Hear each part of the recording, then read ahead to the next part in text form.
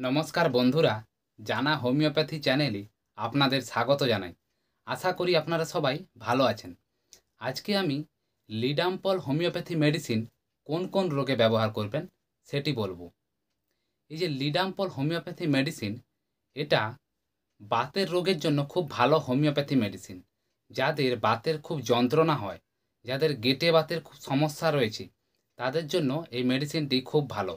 এই মেডিসিনটি ব্যবহার করলে বাতের যন্ত্রণা থেকে মুক্তি পাবেন। এই বাতের যন্ত্রণা কেমন হবে না, এটি ঠান্ডায় কি হবে না কমে যায়, এবং গরমে এবং নড়াচড়া করলে এই বাতের যন্ত্রণা বেড়ে যায়। এই বাত এক গাঁট থেকে অন্য গাঁটে ছড়িয়ে যায়, অর্থাৎ এক জয়েন্ট থেকে আরেক জয়েন্টে বাত ছড়িয়ে যায়।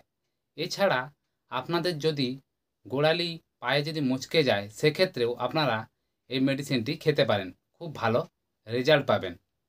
আর যদি আপনাদের কোথাও ভিমরুল বা বোলতা কামড়ে দিলে কিংবা ইঁদুর কামড়ে দিলে যদি খুব জ্বালা যন্ত্রণা হয়, সেজন্য আপনারা এই মেডিসিনটি খেতে পারেন, খুব ভালো রেজাল্ট পাবেন। আর যাদের লোহা কিংবা পেরেক, সূঁচ, অনেকের তো পায়ে ফুটে যায় কিংবা হাতে ফুটে যায়, সেক্ষেত্রে আপনারা এই মেডিসিনটি খেতে পারেন। দেখবেন আপনার এইসব সমস্যা ঠিক হয়ে যাবে। লোহা ব্লেড কোথাও কেটে গেলেও লোহার জিনিস দ্বারা, সেক্ষেত্রেও আপনারা এই মেডিসিনটি ব্যবহার করতে পারেন, খুব ভালো রেজাল্ট পাবেন। তাহলে বন্ধুরা, আশা করি বুঝতে পারলেন যে এই লিডাম্পল মেডিসিনটি কোন কোন রোগে ব্যবহার করতে পারবেন। এবার বলি এর ডোজ, আপনারা কতটা পরিমাণ ডোজ খাবেন। এই লিডাম্পল 30 ডোজের আপনারা যে কোনো হোমিওপ্যাথি মেডিসিন দোকানে কিনে নেবেন। এটি আপনারা সারাদিনে 2 ফোঁটা করে 2বার থেকে 3বার খেয়ে নেবেন।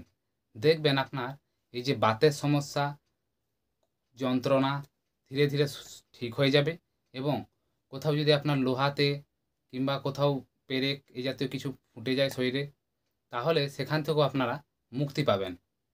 তাহলে বন্ধুরা, আশা করি আপনারা ভিডিওটি বুঝতে পারলেন।